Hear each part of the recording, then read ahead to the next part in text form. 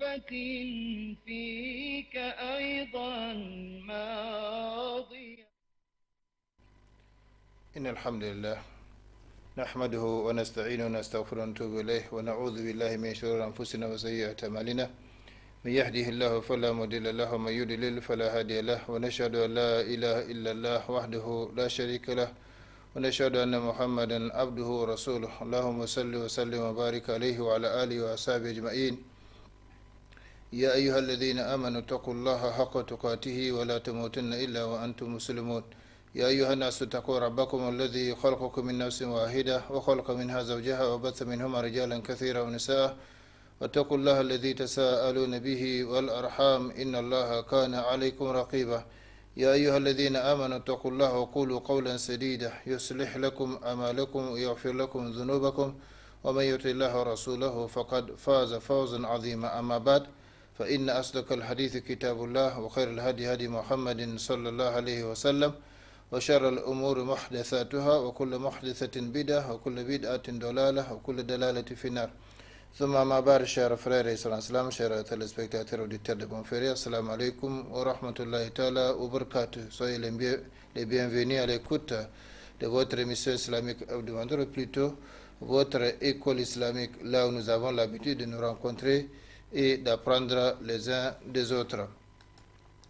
Je prie Allah subhanahu wa ta'ala de nous faire profiter tous ensemble de ces quelques instants que nous allons passer ensemble dans sa voie, dans la recherche du savoir, en vue de son application, afin que ce savoir ne soit pas un argument contre nous, mais plutôt un argument en notre faveur le jour où nous rencontrerons notre Seigneur Allah subhanahu wa ta'ala, yawma la yanfa'u malun wa la banun illa man ata Allah bi qalbin salim, jour où ni bien ni enfant ne seront d'aucune utilité, hormis pour celui qui regagne son Seigneur avec un cœur saint. Rappelons-nous notre triple responsabilité envers le savoir.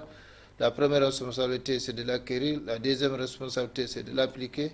Et la troisième responsabilité, c'est de le transmettre aux autres comme il nous a été transmis par les prédécesseurs, et ce, conformément à la recommandation de notre prophète et bien-aimé Mohammed sallallahu alayhi wa sallam lorsqu'il dit « Ballighu anni walau aya » transmettez de ma part, ne serait-ce qu'un verset.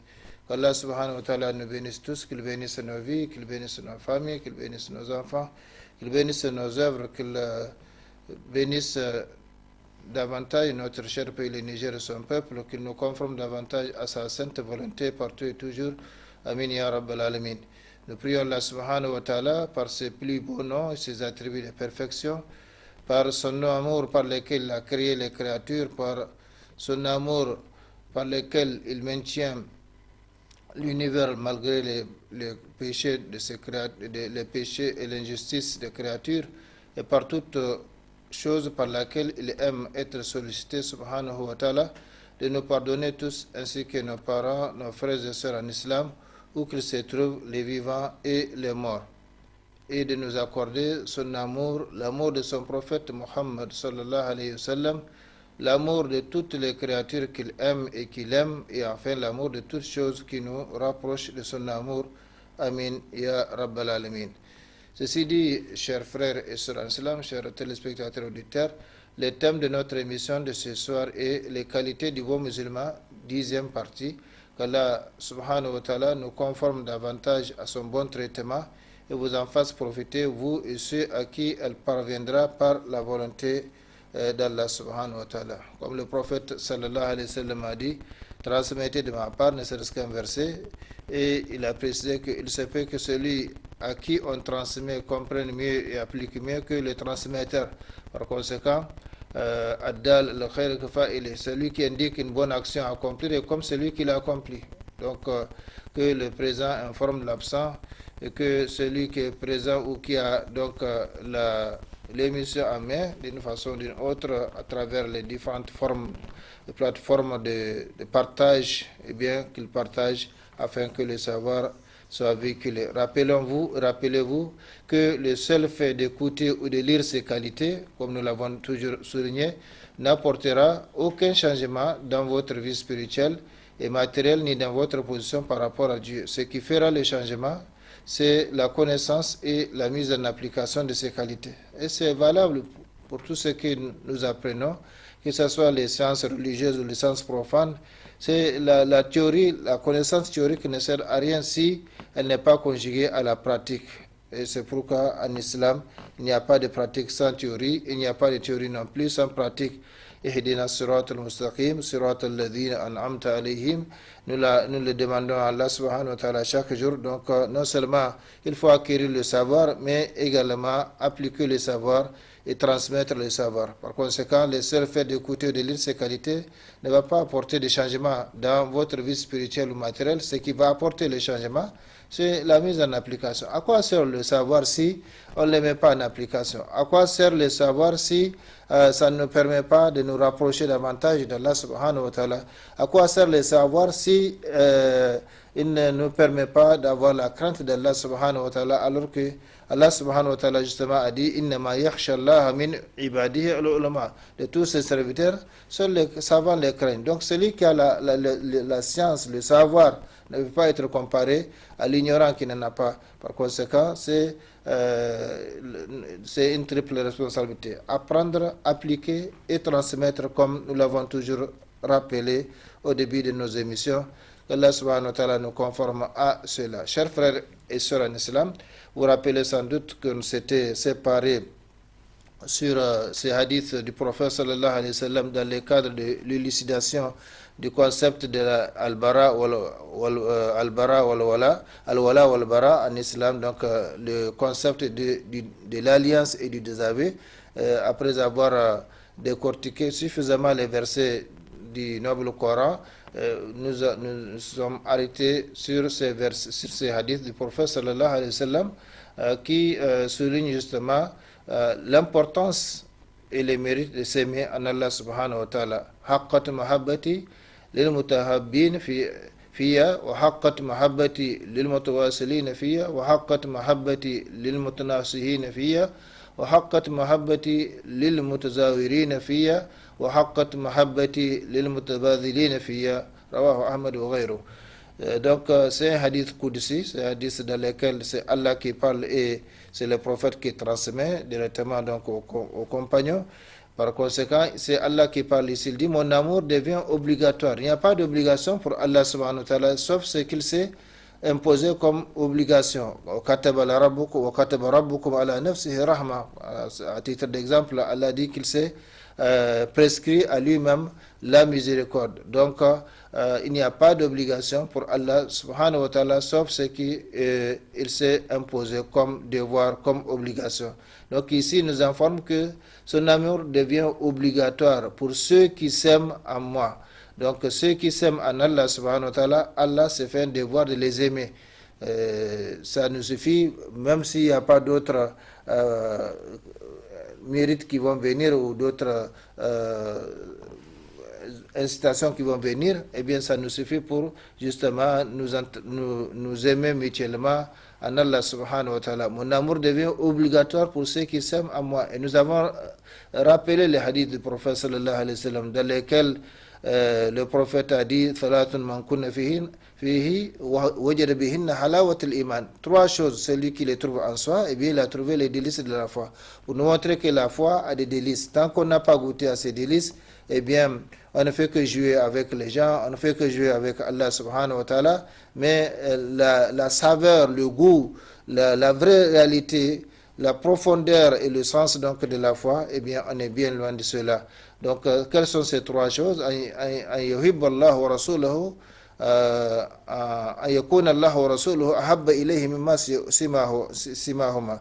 Donc qu'il aime Allah et son messager plus au-dessus de toutes choses, plus que toutes choses.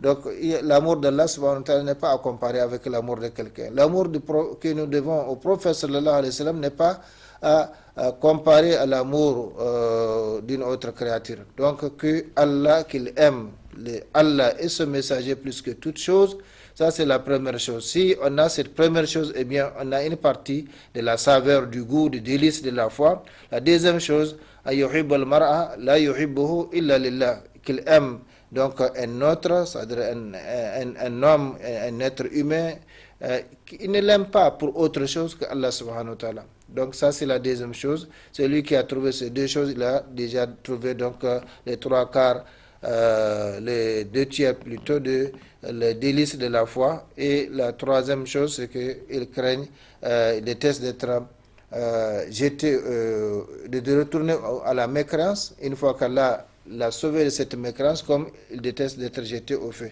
Et bien, celui qui réunit ces 3 choses, eh bien, le prophète sallallahu alayhi wa sallam nous fait savoir qu'il a réuni les conditions, ou plutôt les délices de la foi, la saveur de la foi, le goût de la foi. Et sans ces délices-là, eh bien, on ne trouve pas facile à accomplir ce que Allah subhanahu wa ta'ala nous demande d'accomplir.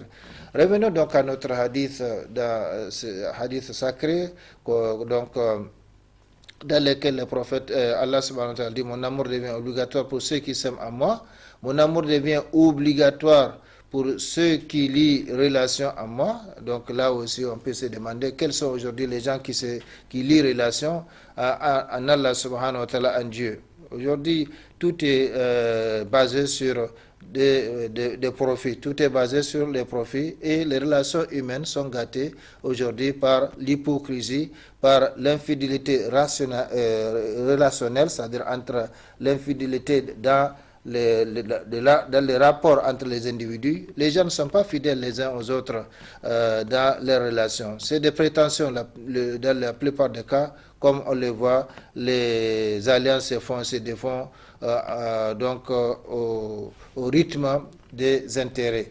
Donc il y a la politique qui a gâté les relations humaines aujourd'hui. Il y a l'infidélité relationnelle qui a gâté les relations entre les humains. Il y a également l'hypocrisie qui a gâté les relations entre les humains. Et si les gens ne se saisissent pas et ne reviennent pas à la normale, eh bien, on va assister donc à un état d'animalité où les gens vont devenir comme une jungle, où les plus forts peuvent donc se permettre tout ce qu'ils peuvent faire à l'égard des plus faibles. Donc mon amour devient obligatoire pour ceux qui s'aiment à moi, mon amour devient obligatoire pour ceux qui lient relation à moi, mon amour devient obligatoire pour ceux qui se conseillent mutuellement à moi. Allah subhanahu wa ta'ala nous fait savoir que par le temps qui court, eh bien, l'humanité, le genre humain court à sa perte. Donc, et dans la perdition, sauf un groupe de gens qui remplit, donc c'est un groupe qui remplit de conditions, 4 conditions.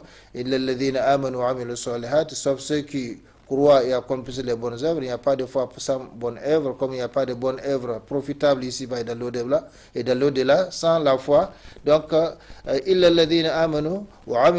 sauf ceux qui croient et accomplissent de bonnes œuvres. Ça, il s'agit là déjà de 2 conditions pour être sauvé de la perdition dans laquelle l'humanité est plongée aujourd'hui, d'après le noble Coran. La troisième chose, la 4e chose, donc qui s'enjoignent, qui se recommandent mutuellement la vérité et qui se recommandent mutuellement la patience, l'endurance. Malheureusement, comme nous l'avons dit, comme nous le remarquons aujourd'hui, il n'y a pas donc aujourd'hui des gens qui se conseillent mutuellement, qui s'aiment mutuellement en Allah subhanahu wa ta'ala, qui se conseillent en Allah subhanahu wa ta'ala, qui lient relation à cause d'Allah subhanahu wa ta'ala. Même s'il y en a, c'est très peu. Comme je l'ai dit, il y a des facteurs aujourd'hui qui ont gâté les relations entre les individus. Donc mon amour devient obligatoire pour ceux qui se conseillent mutuellement à moi. Le conseil en islam, ad-din nasiha, dit le prophète sallallahu alayhi wa sallam, il n'a cessé de répéter ad-din nasiha, jusqu'à ce que les compagnons ont demandé: liman ya Rasulullah, à qui? Donc il dit: la religion c'est le bon conseil, c'est donc la sincérité. Il répète ça jusqu'à 3 fois. Les compagnons demandèrent envers qui, au messager d'Allah? Il dit: envers Allah, ce messager, son livre, les dirigeants musulmans et l'ensemble des musulmans. Bien, aujourd'hui, beaucoup d'entre nous sont donc déviés de cette voie tracée par notre religion, donc les bons conseils. Mon amour devient, pour terminer ce hadith Qudsi, mon amour devient obligatoire pour ceux qui se visitent mutuellement à moi. Mon amour devient obligatoire pour ceux qui dépensent mutuellement à moi. Donc tout ce que nous venons de voir là, dans ces facteurs-là, Allah subhanahu wa ta'ala nous montre que ce sont des moyens qui nous permettent d'avoir l'amour d'Allah subhanahu wa ta'ala. Et qu'est-ce que nous cherchons outre que l'amour d'Allah subhanahu wa ta'ala?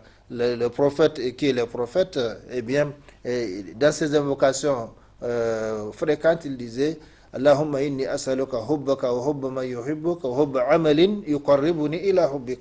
Voilà les trois catégories d'amour. Celui qui les a obtenus, les a eus, eh bien, il a eu tous les biens terrestres et célestes, et celui qui les a perdus, et par conséquent, il a tout perdu ici-bas et de l'au-delà. Donc, je te demande au Seigneur, ton amour, l'amour de celui qui t'aime et l'amour de l'œuvre qui me rapproche de ton amour. Donc, vous voyez, ici, Allah subhanahu wa ta'ala nous expose des œuvres qui nous permettent de nous rapprocher de l'amour d'Allah subhanahu wa ta'ala. Des œuvres par lesquelles il nous aime, si donc on les observe. Mon amour devient obligatoire pour ceux qui se visitent mutuellement à moi. Où sont aujourd'hui les gens qui se visitent en Dieu? On se visite pour commettre des péchés, on se visite pour calomnier les autres, on se visite pour médire les autres, on se visite pour colporter, mais ce n'est pas pour chercher l'agrément d'Allah subhanahu wa ta'ala.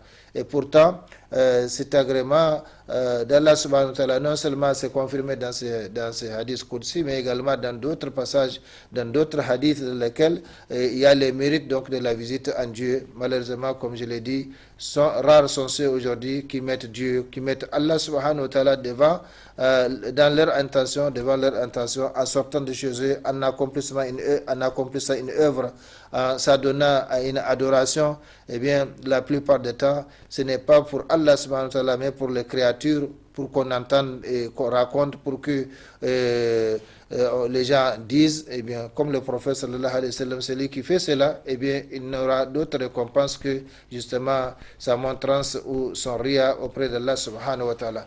Donc, chers frères et sœurs, ce hadith rapporté par Ahmad et autres nous montre quelques œuvres par lesquelles Allah subhanahu wa ta'ala nous aime si on les accomplit. Et qu'est-ce que nous voulons? Comme je l'ai dit, c'est l'amour d'Allah subhanahu wa ta'ala. Si Allah nous aime, eh bien ça nous suffit. Si Allah nous aime, ça nous suffit ici-bas et de l'au-delà. Ces hadiths sacrés, chers frères et sœurs en islam, met en évidence l'existence des actions grâce auxquelles l'amour de Dieu, l'amour d'Allah subhanahu wa ta'ala devient obligatoire pour celui qui les accomplit. C'est-à-dire des actions qui font mériter à leur auteur l'amour divin. Le hadith a mentionné 5 de ces actions qui font partie des causes traditionnelles qui permettent d'obtenir l'amour d'Allah subhanahu wa ta'ala.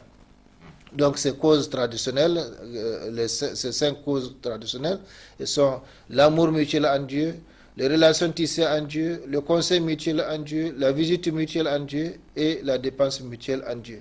Mais comme je l'ai dit et répété, où sont les gens, où sont les musulmans aujourd'hui, où sont les croyants qui donc s'adonnent à ces œuvres-là en mettant Allah subhanahu wa ta'ala donc dans leur intention ou donc devant leur intention. Innamal amal bin niyya, dit le prophète sallallahu alayhi wa sallam. Tout ce que nous faisons, c'est l'intention qui les motive, qui les valide. Innamal amal bin niyya wa innama likulli imrin ma nawa. Donc les intentions ne valent que par l'intention qui les motive et à chacun donc la récompense de son intention. Celui qui émigre, le hadith, le prophète sallallahu alayhi wa sallam l'a dit historiquement en parlant de ceux qui ont immigré de la Mecque à Médine, mais l'enseignement est général. C'est valable pour toutes les adorations, c'est valable pour toutes les actions, c'est valable pour toutes les paroles que nous prononçons, c'est valable pour tous les comportements que nous observons. Celui qui prie pour Allah, par exemple, eh bien, c'est pour Allah qu'il prie et sa récompense sera donc en fonction de son intention. Celui qui accomplit le Hajj ou la Umrah pour Allah subhanahu wa ta'ala, eh bien sa récompense sera donc auprès d'Allah, et ainsi de suite. Donc al-hijra, l'émigration n'est qu'un exemple parmi tant d'autres que le serviteur entreprend, parmi les œuvres que le serviteur entreprend ici-bas, en cherchant l'amour, l'agrément, la satisfaction d'Allah subhanahu wa ta'ala et la récompense d'Allah subhanahu wa ta'ala. L'amour mutuel, donc en Dieu, c'est la première cause par laquelle Allah aime le serviteur. Les relations tissées en Dieu, le conseil mutuel en Dieu, la visite mutuelle en Dieu et la dépense mutuelle en Dieu. Voilà 5 causes traditionnelles, comme on dit, qui nous permettent d'être aimés d'Allah subhanahu wa ta'ala, et l'amour d'Allah doit primer sur toute chose, c'est-à-dire chercher à être aimé d'Allah, même si les gens tous prétendent aimer Allah, mais le problème n'est pas d'aimer Allah subhanahu wa ta'ala, mais le problème est d'être aimé d'Allah subhanahu wa ta'ala.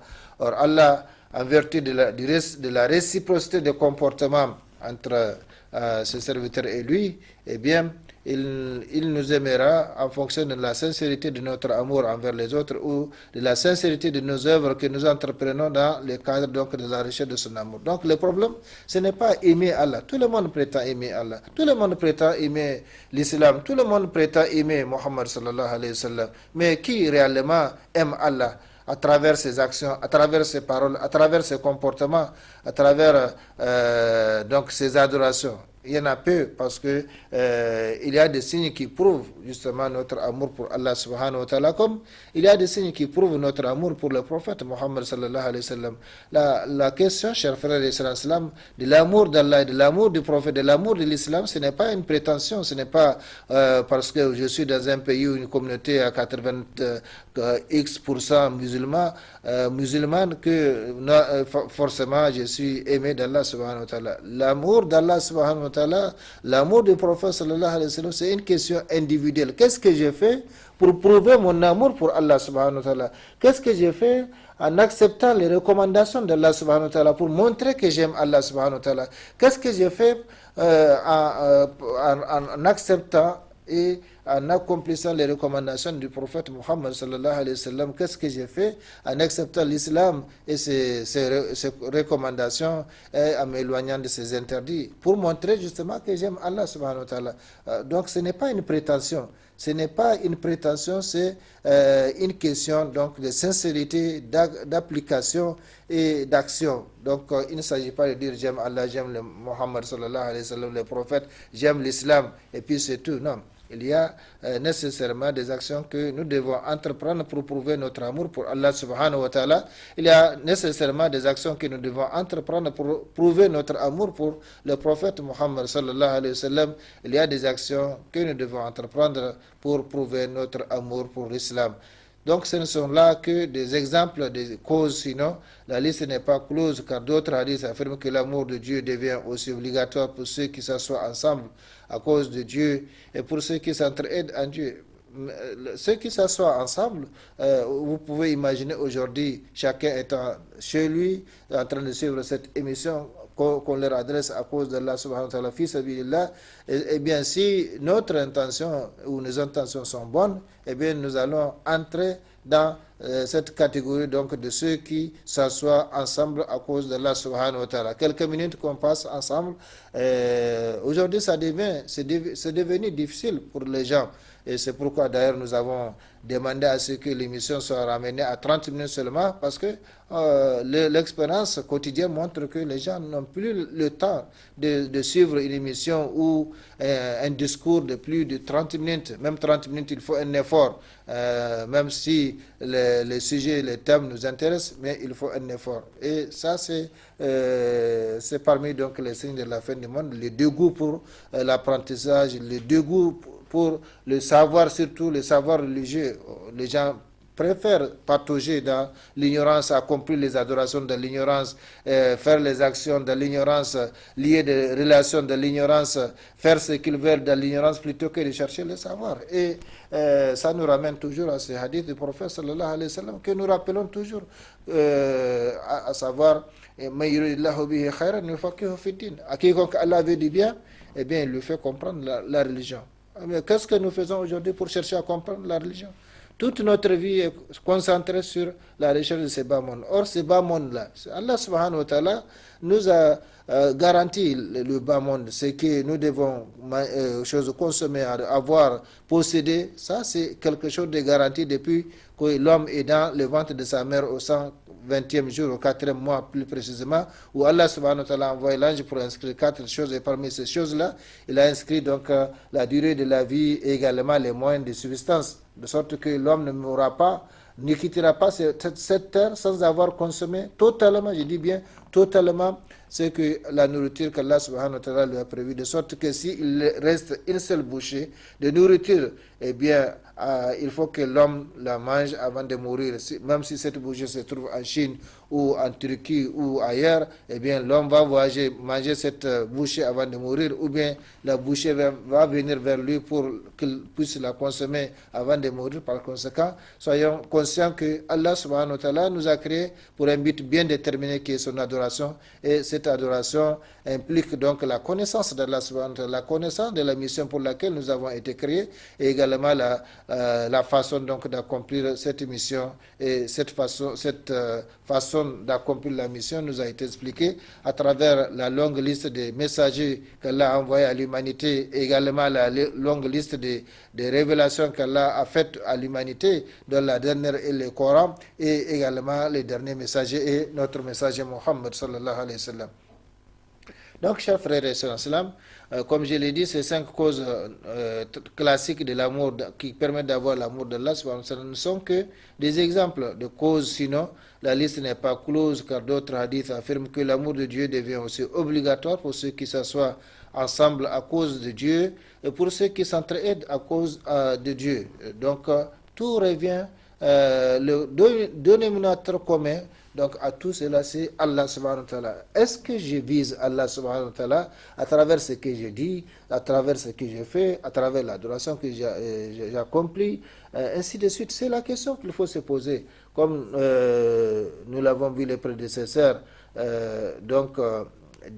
demandent à ceux ou disent que quand l'homme sort de chez lui, et ça c'est un exemple, la sortie de chez soi, c'est un exemple d'action que l'on entreprend, eh bien, s'interroge sur son intention. Est-ce pour Dieu? Si c'est pour Dieu, on continue. Si ce n'est pas pour Dieu, on renonce pour quelque chose de meilleur que ce à quoi on a renoncé. Parce que c'est ça le principe avec Allah subhanahu wa ta'ala. On ne renonce pas à quelque chose à cause d'Allah subhanahu wa ta'ala, quelle que soit l'importance de cette chose, quel que soit ce que nous comptons avoir avec cette chose, sans que Allah subhanahu wa ta'ala nous donne meilleur que ce que nous avons laissé à cause de lui. Mais la condition est que nous laissions cela à cause d'Allah subhanahu wa ta'ala. Donc on s'interroge sur son intention. Quand on sort, quand on entreprend, quand on parle, quand on agit, quand on se comporte, tout ça, ce sont des actions, ce sont des choses sur lesquelles nous serons interrogés. Innamal a'malu bin-niyya, dit le prophète sallallahu alayhi wa sallam. Donc quand on sort, on se pose la question, pourquoi je sors? Dans quel cadre je sors?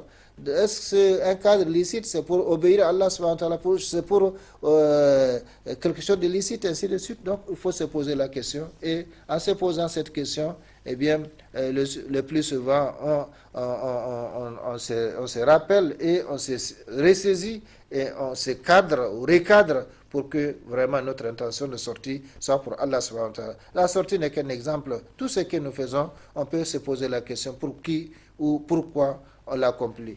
Donc, chers frères et sœurs, la règle qui se dégage de ces hadiths est que toute action mutuelle qu'entreprennent 2 ou plusieurs serviteurs à cause, c'est ça la condition, à cause d'Allah subhanahu wa ta'ala, à cause d'Allah subhanahu wa ta'ala, faisons tout à cause d'Allah subhanahu wa ta'ala, sinon ce serait la perte évidente ici-bas et de l'au-delà. Celui qui agit, qui n'agit pas pour Allah subhanahu wa ta'ala, il perd son temps, il perd son énergie, et parce qu'il n'y aura pas de récompense pour lui auprès d'Allah subhanahu wa ta'ala. Allah est bon, comme le prophète sallallahu alayhi wa sallam l'a dit, Inna Allaha tayyibun wa la yaqbalu illa tayyiban. Allah est bon, il n'accepte que ce qui est bon. Donc, si notre intention n'est pas bonne, eh bien, Allah subhanahu wa ta'ala s'en passe. C'est pas notre obéissance ne lui sert pas, notre obéissance n'augmente en rien dans son pouvoir, dans son royaume. Également, notre désobéissance ne diminue point et ne diminue rien donc dans ce qu'il possède.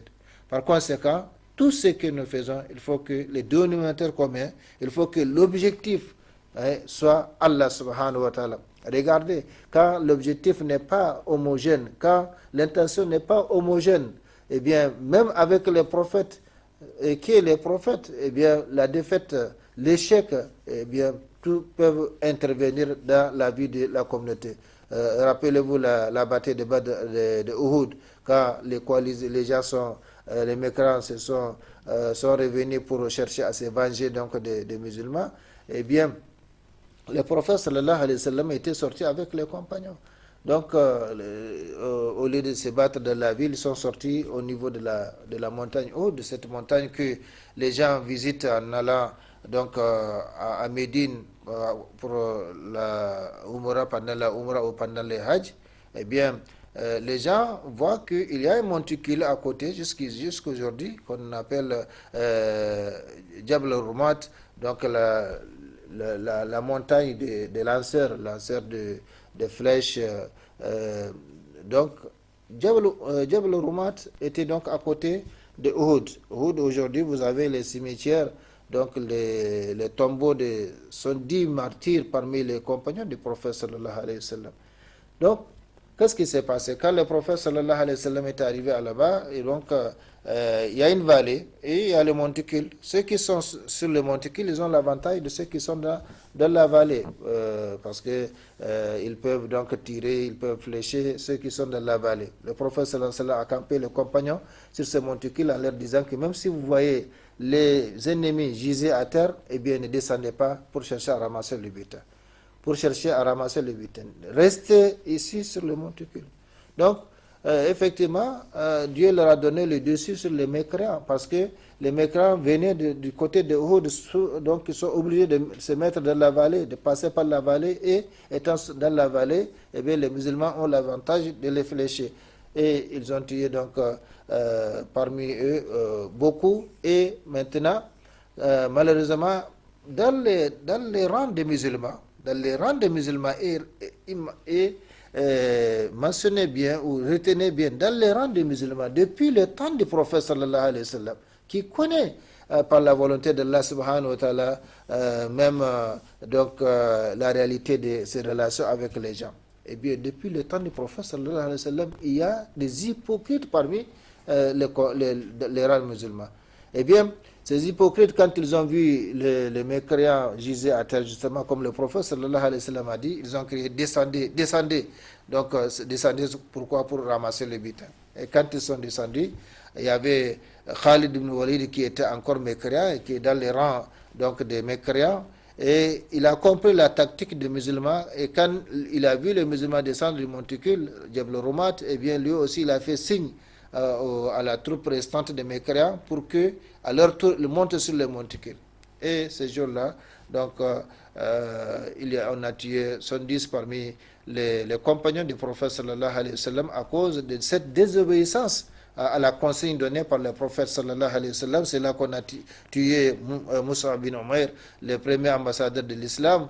Et c'est là qu'on a frapper le prophète sallallahu alayhi wa sallam, casser ses dents, les faire tomber dans un fossé, au point que ces mêmes hypocrites ont crié vers la ville de Médine pour dire que le prophète a été tué ce jour-là. Eh bien, chers frères et sœurs, quelle est la raison, quelle est la cause de cette défaite cuisante, inoubliable pour la Oumma islamique? Quelle a été la cause, quel a été donc le facteur? Allah subhanahu wa ta'ala nous l'a dit dans le Coran, minkum ma yuridu dunya wa minkum ma yuridu l'akhirah. Donc minkum, c'est une particule de partition. Minkum, parmi vous, on ne sait pas, 1%, 2%, 3%, jusqu'à 90%, on ne sait pas. Mais minkum, une partition, parmi vous, dans les rangs, dans vos rangs, malgré la présence du prophète sallallahu alayhi wa sallam, c'est minkum là a joué donc son rôle malheureusement négatif dans la défaite, dans l'échec donc de la Oumma islamique ce jour-là. Donc, minkum ma yuridu dunya ou minkum ma yuridu l'akhirah. Et tant que les musulmans, ou tant que les croyants sont dans un projet et que l'objectif n'est pas homogène, l'intention n'est pas homogène, l'intention n'est pas pour Allah subhanahu wa ta'ala, eh bien, même s'ils sont avec les prophètes, les messagers, eh bien, ça va être la même chose ici. Donc, minkum là, c'est ça qui a tout gâté. Et aujourd'hui, c'est ça qui gâte tout. C'est ça qui gâte tout, parce que les gens ne sont pas sincères, ni envers Allah subhanahu wa ta'ala, ni envers leur religion, ni envers leur prophète Muhammad sallallahu alayhi wa sallam, et encore moins envers leurs semblables, leurs créatures, leurs partenaires, les membres de leur groupe. Or, il n'y a pas de groupe dans lequel on n'a pas défini des objectifs. On n'a pas défini le programme ou les objectifs du projet, mais malheureusement, où sont les gens par rapport à tout cela? Donc, chers frères et sœurs, soyons conscients que tout ce que nous faisons, nous devons le faire pour Allah subhanahu wa ta'ala. Que ce soit les relations entre nous, que ce soit une adoration pour Allah subhanahu wa ta'ala, que ce soit notre relation avec le prophète Muhammad sallallahu alayhi wa sallam, que ce soit notre relation avec notre religion. Eh bien, soyons sincères, parce que sans cette sincérité, nous perdons notre temps. Personne ne nous récompensera pour l'hypocrisie, pour la non-sincérité et autres, mais Allah subhanahu wa ta'ala, lui, il connaît le contenu du cœur et il nous tient compte donc justement de ce contenu, comme le prophète sallallahu alayhi wa sallam l'a dit, Allah inna fil jasadi mudagha idha saluhat saluha al jasadu kullu wa idha fasada al jasadu kullu ala wa hiya al qalb. Donc n'est-ce pas, il y a un morceau de chair dans le corps, s'il est bon, tout le corps le sera, et s'il est corrompu, mauvais, eh bien tout le corps le sera, n'est-ce pas, que c'est le cœur. Donc contrôlons notre cœur, parce que c'est le lieu en tout cas du regard d'Allah subhanahu wa ta'ala. C'est là que Allah considère, c'est le cœur, le contenu du cœur qui intéresse Allah subhanahu wa ta'ala, et non nos formes extérieures et autres. Donc, chers frères et sœurs, la règle qui se dégage de ces hadiths est que toute action mutuelle qu'entreprennent deux ou plusieurs serviteurs à cause de Dieu, à cause d'Allah, et c'est ça, même deux personnes, si elles sont sincères et œuvrent pour Allah subhanahu wa ta'ala, eh bien ça peut donner de bons résultats que des milliers de personnes qui ne sont pas sincères, ni entre elles, ni envers leur projet, ni envers Allah subhanahu wa ta'ala. Donc, qu'entreprennent deux ou plusieurs serviteurs, à cause de Dieu, devient une cause ou un moyen de gagner l'amour de Dieu. Qu'Allah subhanahu wa ta'ala nous fasse comprendre et qu'Allah subhanahu wa ta'ala nous conforme à cela. Chers frères et sœurs, donc c'est aussi l'une des armes les plus redoutables que Satan utilise aujourd'hui pour semer la division dans les rangs des musulmans. Il s'agit donc du concept de al-wala wal-bara. Donc les hadiths que nous avons cités, les versets que nous avons cités, c'est juste pour mettre en exergue l'importance de ce concept-là, al-wala wal-bara, donc l'alliance et le désavé. Mais au nom de cette alliance et de ce désavé, eh bien, il y a aujourd'hui, comme nous l'avons dit, beaucoup de musulmans qui ne se parlent pas. Il y a beaucoup de musulmans qui se sont tournés le dos, contrairement à ce que Allah subhanahu wa ta'ala leur a recommandé d'être unis jusqu'à la mort et de ne pas se diviser. Ya ayyuhalladhina amanu taqullaha haqqa tuqatih wa la tamutunna illa wa antum muslimun wa'tasimu bihablillahi jami'an wa la tafarraqu. Ça, c'est un ordre, voilà tafarruku, un impératif, comme prier, jeûner, accomplir le hajj, la umrah, donner la zakat, c'est un ordre. Eh bien, si nous bafouons les ordres d'Allah subhanahu wa ta'ala, eh bien, qu'est-ce que nous pouvons dire ou qu'est-ce que nous pouvons faire en réalité? Par conséquent, Allah subhanahu wa ta'ala nous demande de les craindre comme il le mérite et de ne mourir qu'en étant donc musulmans soumis donc dans la voie d'Allah subhanahu wa ta'ala, cette voie qu'il a tracée pour nous, et également il nous recommande donc de ne pas nous diviser. Wala tafarraqu. Wala tafarraqu, après s'être cramponné à la source de notre force, à la source de notre orientation vers le bien, vers le bonheur terrestre et céleste, c'est-à-dire le noble Coran. Wa'tasimu bihablillahi jami'a wala tafarraqu. Donc, malheureusement, malgré ce genre de recommandations, c'est plein dans le Coran, c'est plein dans les hadiths du prophète sallallahu alayhi wa sallam, l'introduction de se diviser, eh bien, malgré cela, eh bien, les gens utilisent le concept de al-wala al-bara pour se tourner le dos, pour ne pas donc se parler, ainsi de suite. C'était aussi donc l'une des armes les plus redoutables que Satan utilise aujourd'hui pour semer la division dans les rangs des musulmans un peu partout dans le monde. Les musulmans s'aiment ou se détestent, à vrai ou à tort, sous la bannière de l'alliance et du désavé. Cependant, si on méditait un temps soit peu sur bon nombre de cas de mésalliance entre musulmans, on se rendrait compte que la défense des intérêts personnels ou partisans en est à la base. En réalité, ce n'est pas pour Allah subhanahu wa ta'ala. Sinon, quand on s'aime en Allah subhanahu wa ta'ala, quand on travaille pour Allah subhanahu wa ta'ala, eh bien, il n'y a pas à se fâcher, il n'y a pas à se désister, il n'y a pas donc à se tourner le dos parce que l'objectif est clair. Ce n'est pas pour moi que je travaille, ce n'est pas pour X ou la satisfaction de X, l'agrément de X qu'on travaille, mais pour l'agrément d'Allah subhanahu wa ta'ala, celui-là qui nous a créés. Donc ça nous ramène au verset coranique. Minkum ma yuridu dunya wa minkum ma yuridu l'akhirah. Donc il faut que l'intention soit homogène, il faut que l'orientation soit unifiée, homogène, sinon ça va nous ramener toujours dans l'échec au billah. Beaucoup de musulmans, et quand je dis beaucoup, il n'y a qu'en réalité Allah subhanahu wa ta'ala qui connaît la proportion. Beaucoup de musulmans s'aiment ou se détestent, même pas à cause de Dieu, mais à cause de considérations tribales, à cause de considérations partisanes, doctrinales. Il s'avère donc, chers frères et sœurs, c'est nécessaire de faire la différence entre ce qui doit être fait ou délaissé à cause d'Allah et ce qui doit être fait ou délaissé à cause d'autres choses. Car la récompense et les avantages liés à l'alliance et au désaveu ne seront accordés qu'à ceux qui aiment, et détestent réellement en Dieu et pour Dieu seul. Donc, comme je l'ai dit, il faut que ça soit clair. Avec Allah subhanahu wa ta'ala, il n'y a pas de demi-mesure. Ou on aime Allah totalement et on se soumet totalement à lui, ou on se comporte autrement et on devient autrement, et on aura donc une autre récompense que celle prévue pour les bienfaiteurs sincères. Donc beaucoup de musulmans aujourd'hui dans le monde, à travers les sociétés islamiques, s'aiment ou se détestent, même pas à cause de Dieu, mais à cause de considérations tribales. Il est de telle tribu, je suis de telle tribu, et par conséquent, il y a eu toujours des guerres entre nous, il y a toujours ceci ou cela entre nous. Et parfois, il y a des gens qui se rappellent ou rappellent donc ce passé aux gens pour les diviser davantage, comme ça s'est passé entre les autochtones de Médine au temps du prophète sallallahu alayhi wa sallam. Après leur foi, Satan les a incités donc et le prophète sallallahu alayhi wa sallam est sorti vers eux en leur disant comment vous allez vous comporter comme le temps de la jahiliya, le temps donc du paganisme passé, alors que je suis parmi vous.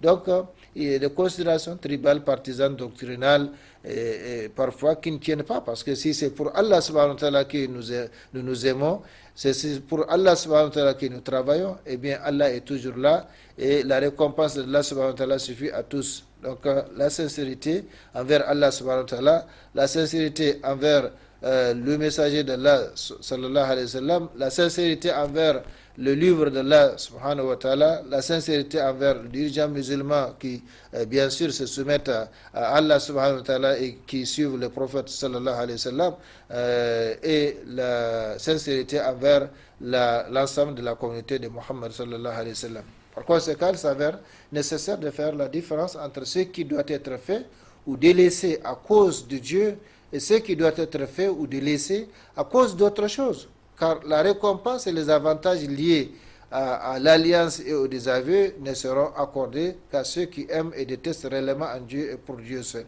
Donc, comme je l'ai dit et répété, il n'y a pas de demi-mesure auprès d'Allah subhanahu wa ta'ala. Inna Allaha tayyibun wa la yaqbalu illa tayyiba. Et Allah subhanahu wa ta'ala a précisé que il se passe donc de ce qu'on lui associe. Celui qui lui associe quelque chose dans son adoration, eh bien Allah subhanahu wa ta'ala ne va pas le récompenser. Il n'y aura pas de récompense pour lui auprès d'Allah subhanahu wa ta'ala. Il va dire à ceux qui ont accompli leurs œuvres, leurs prières, leurs jeûnes, leur hajj, leur umrah, pour que les gens voient, pour que les gens racontent, donc à Ria, eh bien Allah subhanahu wa ta'ala leur dira, allez vers ceux pour qui vous avez accompli vos adorations. Ce n'est pas pour moi que vous les avez accomplis. Par conséquent, votre salaire ne se trouve pas auprès de moi. Parce que même dans ce bas monde, si vous n'avez pas travaillé pour quelqu'un, vous ne pouvez pas aller à la fin du mois tendre la main vers ce quelqu'un-là pour demander un salaire. Donc, Allah leur dira, allez vers ceux pour qui vous avez accompli vos œuvres, vos adorations, votre prière, votre hajj, votre aumône, votre filiation, votre piété filiale, etc. Si c'est pour Allah subhanahu wa ta'ala, eh bien il le sait. Par conséquent, il va vous donner la récompense. Mais si ce n'est pas pour Allah subhanahu wa ta'ala, comme je l'ai dit, c'est peine perdue ici-bas et dans l'au-delà. Qu'Allah subhanahu wa ta'ala nous fasse comprendre et qu'Allah subhanahu wa ta'ala nous conforme davantage à ce qu'il aime et agrée parmi les paroles, les actes apparents et cachés, et également les comportements apparents et cachés de maintenant et pour toujours. L'objectif, notre objectif doit être toujours Allah subhanahu wa ta'ala, quelle que soit notre situation, quel que soit notre niveau, eh bien, nous devons viser Allah subhanahu wa ta'ala dans tout ce que nous faisons, sinon on perd son temps, on perd son énergie, alors qu'on n'aura pas la récompense, la satisfaction, l'agrément d'Allah subhanahu wa ta'ala et sa récompense dans l'au-delà. On raconte qu'Ali ibn Abi Talib, que Allah soit satisfait de lui, était dans un combat contre les mécrans, dont l'un d'entre eux faisait tellement de ravages parmi les musulmans. Ali le poursuivit et eut le dessus sur lui. Mais juste avant de le frapper avec son épée, les mécrans l'insulta. Juste avant qu'il ne puisse donc les tuer, malgré donc tous les ravages que ces mécréants a fait. Regardez le comportement de Ali ibn Abi Talib radiyallahu anhu. Donc pour nous montrer que ce que nous faisons, nous devons le faire pour Allah subhanahu wa ta'ala. Sur un champ de bataille, là où vraiment chaque groupe est sorti pour chercher à tuer l'ennemi en face de lui, eh bien, il y avait un mécréant qui faisait tellement de rage parmi les rangs de musulmans. Ali ibn Abi Talib l'a poursuivi et avant de le frapper avec son épée, ce mécréant l'a insulté. Qu'est-ce qu'Ali ibn Abi Talib a fait? Il s'arrêtait. Ali s'arrêta, alors il le laissa. Donc, il a pu retenir son épée, il n'a pas frappé. Et les compagnons dirent à Ali, comment as-tu laissé ce mécréant qui a tué beaucoup de musulmans? Comment, alors que tu as eu le dessus sur lui? Ali leur répondit, je l'ai laissé de crainte que je ne le tue pour l'insulte qu'il m'a adressée et non pour Allah subhanahu wa ta'ala. Subhanallah. Regardez donc la sincérité de ces gens. Ce n'est pas pour rien que Allah subhanahu wa ta'ala les a choisis comme compagnons du prophète sallallahu. La sincérité. Quelqu'un qui a tué des gens, quelqu'un qui a fait des ravages dans les rangs des musulmans, eh bien, parce qu'il t'a insulté, eh bien, tu ne peux pas le tuer parce que de crainte que ça ne soit un règlement de compte plutôt que le djihad fi sabilillah.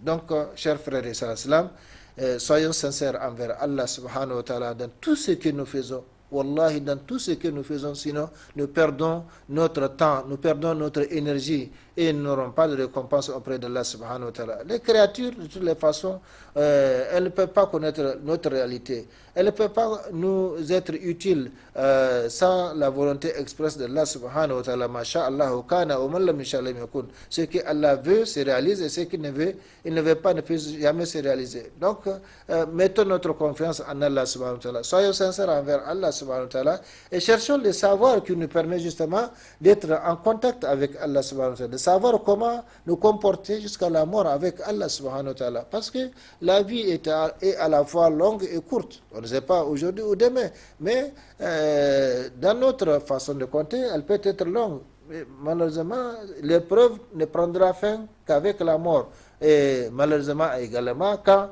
l'épreuve prend fin, il n'y aura pas la possibilité de se rattraper. Deuxième session, il n'y en a pas. Avocat, il n'y en a pas. Parent qui va intervenir, il n'y en a pas. Corruption, il n'y en a pas dans l'au-delà. Donc, soyons sincères et soyons avec Allah subhanahu wa ta'ala dès maintenant et pour toujours. Parce que celui qui est avec Allah, Allah sera avec lui, donc conformément au principe de la réciprocité qui existe entre le Créateur et la créature. Par conséquent, Ali leur répondit, je l'ai laissé de crainte que je ne le tue pour l'insulte qu'il m'a adressé et non pour Allah. Donc il a laissé de crainte que ce ne soit pas un règlement de compte. Ce ne soit pas un règlement de compte. Aujourd'hui, beaucoup de gens agissent. Non, il faut l'attaquer, il faut le machiner, parce qu'il nous a attaqué, mais ce n'est pas pour Allah. C'est parce qu'il a parlé de nous, il a parlé de notre tribu, il a parlé de notre famille, il a parlé de notre parti, il a parlé de ceci, de cela, donc il faut l'attaquer. Or, tout ce que nous faisons, nous devons le faire pour Allah subhanahu wa ta'ala. Et nous, combien de choses avons-nous faites pour Allah subhanahu wa ta'ala? Voilà la question qu'on doit se poser. Combien de choses avons-nous faites pour Allah subhanahu wa ta'ala? Combien d'interdits avons-nous délaissés à cause d'Allah subhanahu wa ta'ala? Allah qui nous voit, Allah qui nous entend, Allah qui nous récompensera donc pour nos efforts spirituels, physiques, matériels, etc. Eh bien, combien de choses nous avons faites pour Allah subhanahu wa ta'ala en espérant donc la récompense d'Allah subhanahu wa ta'ala, le secours d'Allah subhanahu wa ta'ala. Vous savez, dans la sunna du prophète sallallahu alayhi wa sallam, ces 3 jeunes sur lesquels la grotte est tombée, eh bien, ils ont fait atawassul, donc l'intercession grâce à leurs bonnes actions. La grotte s'est refermée sur eux avec une grosse pierre qu'ils ne peuvent pas dégager. Eh bien, là, au lieu d'invoquer Allah subhanahu wa ta'ala désespérément ou appeler au secours de façon désespérée, qu'est-ce qu'ils ont dit? Donc, chacun va demander à Allah subhanahu wa ta'ala de dégager la pierre en rappelant à Allah quelque chose qu'il a accompli donc pour Allah subhanahu wa ta'ala. Or, voilà, donc chacun a rappelé donc ce qu'il a fait pour Allah subhanahu wa ta'ala, de sincère grâce auquel ou à laquelle Allah donc les secours. Et nous aujourd'hui, si on nous demande de nous rappeler une seule action qu'on a accomplie pour Allah subhanahu wa ta'ala, est-ce que nous sommes capables de le faire?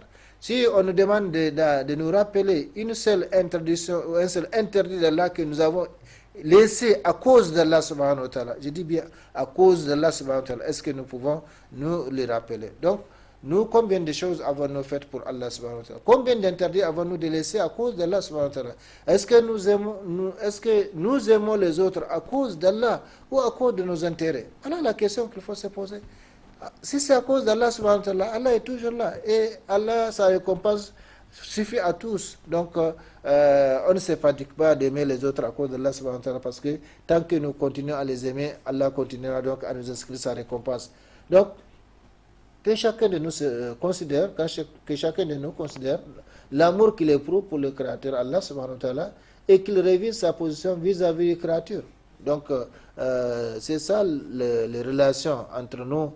Donc, comme nous l'avons vu au début de cette émission, de ce thème, les 3 relations de l'homme, la relation verticale avec les créateurs Allah subhanahu wa ta'ala, la relation horizontale avec les créatures, nos semblables qui nous entourent, et la relation symétrique avec nous-mêmes. Est-ce que toutes ces relations, nous les faisons aujourd'hui pour Allah subhanahu wa ta'ala? Voilà la question qu'il faut toujours se poser, et voilà l'objectif qu'il ne faut jamais perdre de vue. Ce que nous devons poursuivre, c'est justement l'agrément, la récompense, la satisfaction, l'amour, l'agrément d'Allah subhanahu wa ta'ala ici-bas et dans l'au-delà. Donc,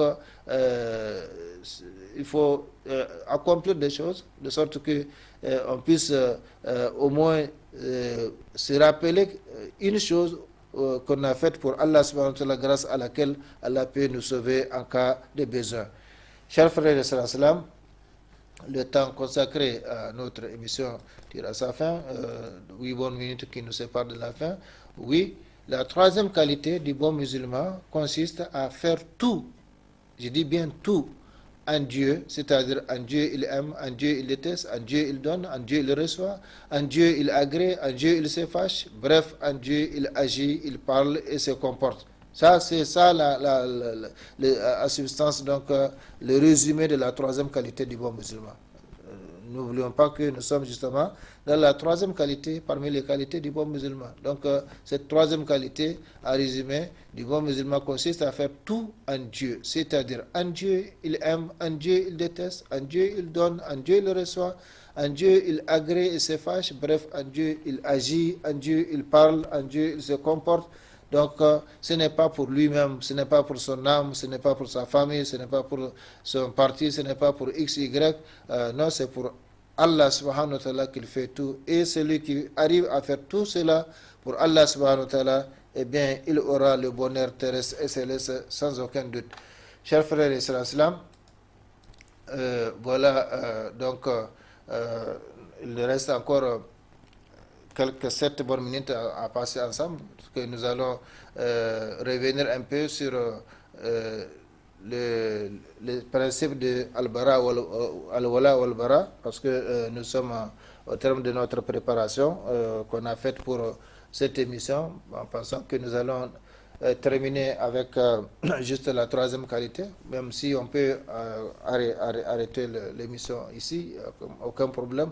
L'essentiel, c'est que Allah subhanahu wa ta'ala nous fasse profiter de ce que nous avons dit, ce que vous avez entendu, et qu'il nous accorde justement cette sincérité dans les paroles, dans les actions, dans les comportements apparents et cachés, et que tout ce que nous faisons soit pour lui subhanahu wa ta'ala.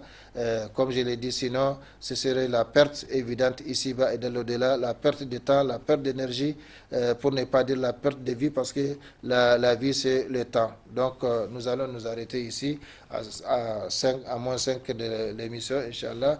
Qu'Allah subhanahu wa ta'ala bénisse ce que nous avons dit, ce que vous avez entendu, et qu'il nous conforme davantage à sa sainte volonté partout et toujours. Allahumma rabbana taqabbal minna innaka anta samiul alim wa tub alayna innaka anta tawwabur rahim.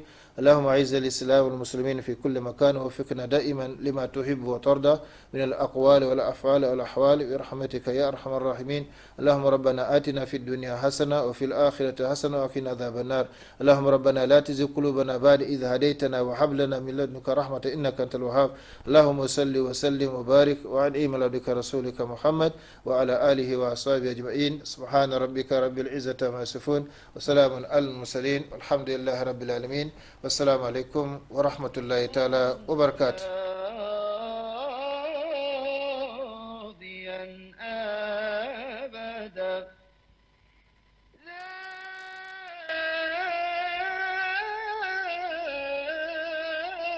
توبة فيك أيضا ماضيا